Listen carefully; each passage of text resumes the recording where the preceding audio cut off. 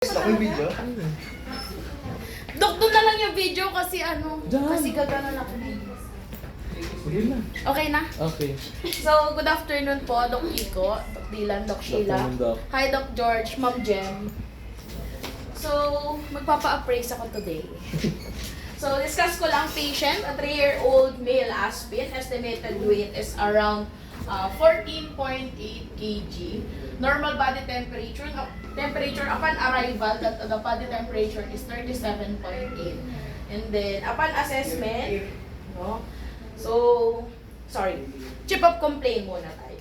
So, traumatic injury involving the left hind legs. So, physical examination, severe inflammation of the left hind leg, marked pain during manipulation or pag hinahawakan yung paa ng pasyente. So, non-bearing on the affected limbs. So, nakaangat lang siya sa lupa or sa sahig.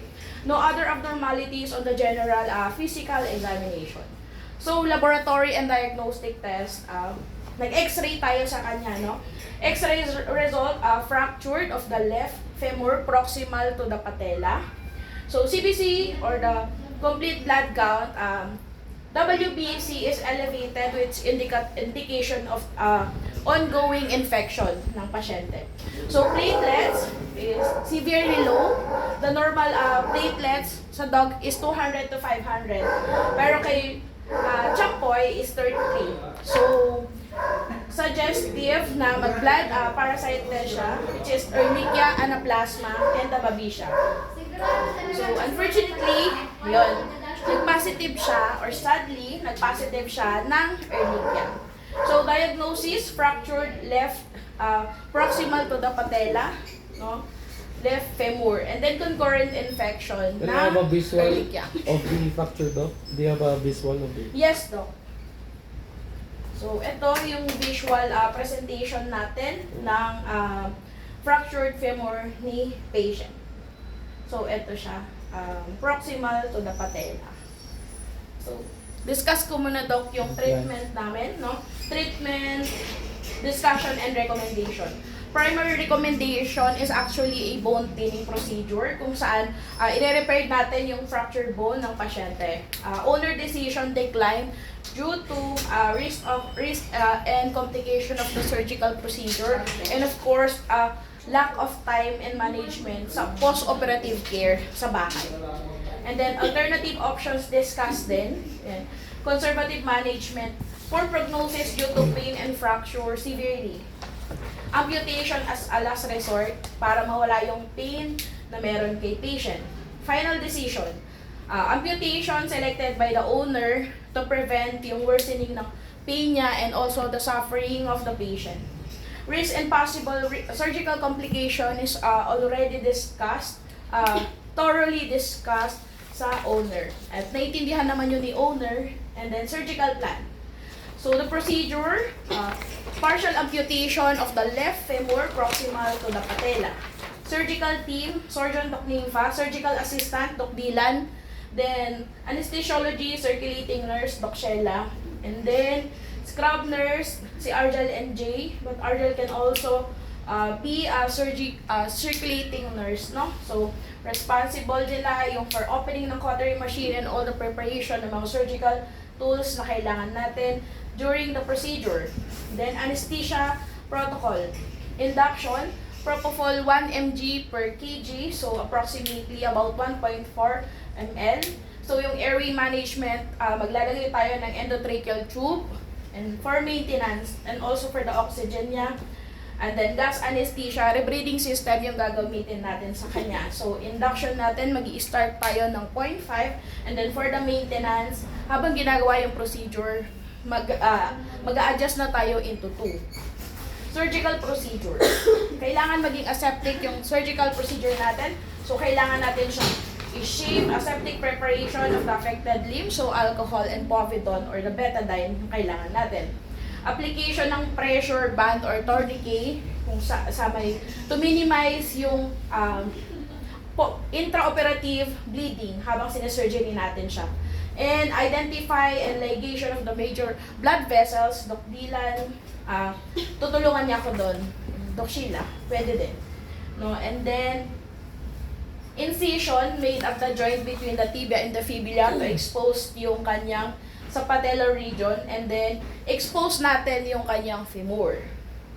And then removal of the affected portion of the femur, and then yung ano niya, yung natitirang femur, kailangan natin siyang smooth or i-round natin yung area to prevent yung pagkasira ng muscle and the muscle trauma and possible infection.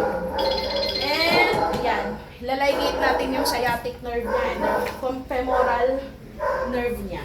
Muscle closure over the remaining femur using polylactin 2O, simple continuous pattern, and then subcutaneous closure using Promicat 2O. Skin closure using 2.0, silk and simple undrafted pattern. Estimated time frame for the surgery, 1 to 2 hours based sa book, pero I don't know kung kaya. Anesthesia duration 3 to 4 hours, and then post-operative confinement after the procedure. So 2 to 3 days is the recommended confinement for the patient. Suture removal after 10 to 14 days or based on the healing ng pasyente. Prognosis guarded. So, I want to go back dun sa idea ng surgical plan mo, Doc. Yes, Can Doc. you visualize us by making a sketch kung ano yung plans mo? Based sa x-ray mo?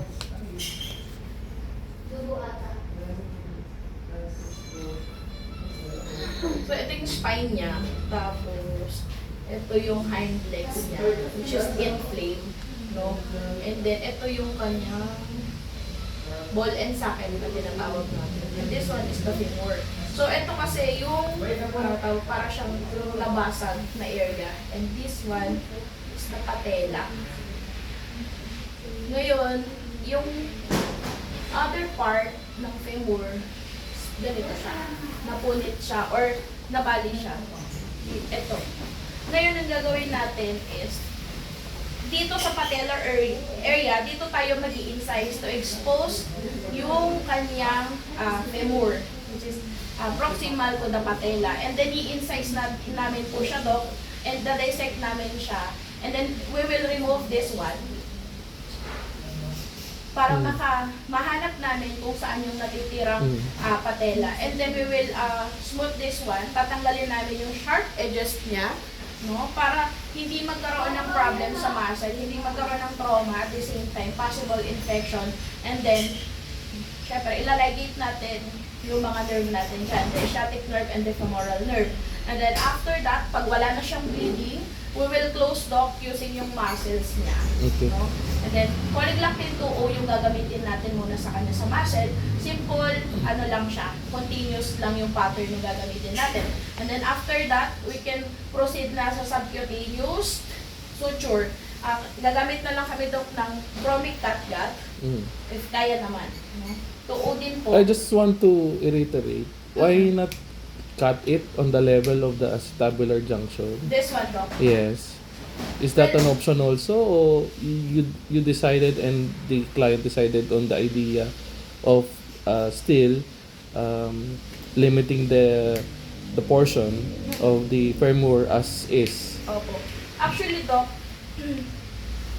it was my idea na dito na lang siya putulin. Opo. Because of the concurrent condition of the patient na positive siya ng early siya. So we can put a pressure here or tourniquet to minimize the bleeding po na possible na mangyari. So we're expecting a faster surgery because you're under pressure of the time because this is a blood parasite patient, Doc. right? Yes, Doc. So that's it. Okay. So the plan is, if correct me if I'm Yes, Doc. wrong, you will excise it at the level of the patella, but this injury is in the midline between the. Yes, Doc. What's the reason why we cannot cut it in the midline? For purposes of what? So in my perspective, Okay. Doc, I'm still hoping na yung owner